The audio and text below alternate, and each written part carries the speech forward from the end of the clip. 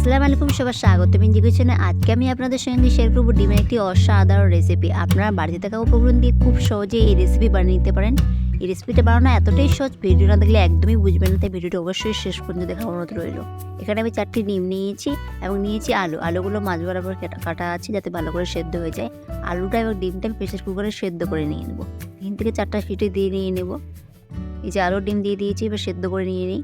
আলুর ডিম আমার সেদ্ধ করা হয়ে গেছে। এবার ডিম এবং আলুর খোসাটা ভালো মতো ছাড়িয়ে নিতে হবে। এই যে ডিমের খোসা ছাড়িয়ে নিয়েছি এবং আলুরও খোসা ছাড়িয়ে নিয়েছি। আলুটা এবার আমাকে হাত দিয়ে ভেঙে নিতে হবে। ভালো করে ভেঙে নেবেন, একদম খুব বেশি ভাঙবেন না, মানে জাস্ট হালকাতে মিডিয়াম সাইজে ভেঙে নিয়েছি ঠিক এইভাবে। এবার একটা পাত্রে মশলা তৈরি করে নিব। প্রথমে দিলাম কাশ্মীরি লাল লঙ্কার গুঁড়ো, দিয়ে দিলাম হলুদ গুঁড়ো, দিয়ে দেবো আদা রসুনের পেস্ট এবং দিয়ে দিব শুকনো লঙ্কার পেস্ট। শুকনো লঙ্কার পেস্টটা একটু কম দেবেন, এখানে কাঁচা লঙ্কাও অ্যাড করা হবে। এবার জল দিয়ে সমস্ত মশলা ভালো মতো গুলে রেখে দিয়ে দেবো। এবার এখানে আমি একটা বড় টমেটো কেটে রেখে দিয়েছি, কিছু কাঁচা লঙ্কা মাছ বরাবর চিড়ে রেখেছি, আর একটা বড় থেকে পেঁয়াজ কুচি করে রেখে দিয়েছি। এবার কড়া বসিয়ে দিলাম, কড়াতে তেল দিয়ে দেবো। তেল গরম হয়ে গেলে এখানে প্রথমে ডিমগুলো ভেজে নেব। ডিমের গায়ে লবণ এবং হলুদ মাখিয়ে নিয়েছি। এবার ডিমগুলো একে একে দিয়ে ডিমগুলো ভেজে নিয়ে নেব। ডিমগুলো হাই ফ্লেমে ভেজে নিয়ে নেবেন এবং লাল লাল করে ভেজে নিতে হবে, তাহলে ডিমের স্বাদটা একটু বেশি থাকে। এই যে ডিমের কালার চেঞ্জ হয়ে গিয়ে দেখতেই পাচ্ছেন, কিছুক্ষণের মধ্যে ডিমটা পুরো লাল লাল হয়ে যাবে। এই যে আমার ডিম লাল হয়ে গেছে, এবার ডিমটাকে তুলে নিয়ে নেব।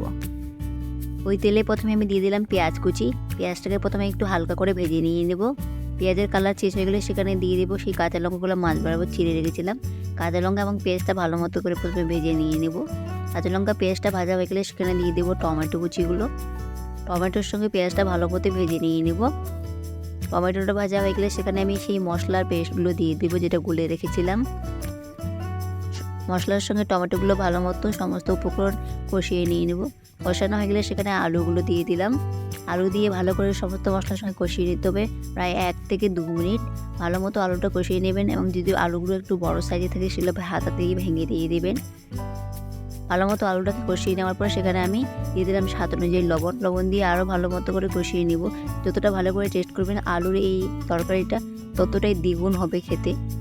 ভালো মতো আলুটা কষিয়ে নিয়ে নেবেন। কিছুক্ষণের মধ্যে দেখবেন যে আলু ফুটতে শুরু করে দিয়েছে এবং বুঝতে পারবেন যে আপনার কষানো হয়ে গেছে।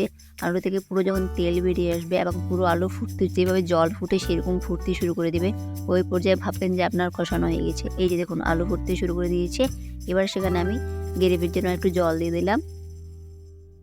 আপনারা আপনাদের ইচ্ছে মতো জল দিয়ে দিবেন এবং জলটা আমি জাস্ট হালকা করে নেড়ে দিয়ে ফুটিয়ে নিয়ে নেব। এই যে দেখুন জলটা ভালো মতো ফুটে গেছে। এবার সেখানে আমি ভেজে রাখা ডিমগুলো দিয়ে দিলাম। ডিমের সঙ্গে ভালো করে সমস্ত গ্রেভি ভালো করে মিশিয়ে নিয়ে নিলাম।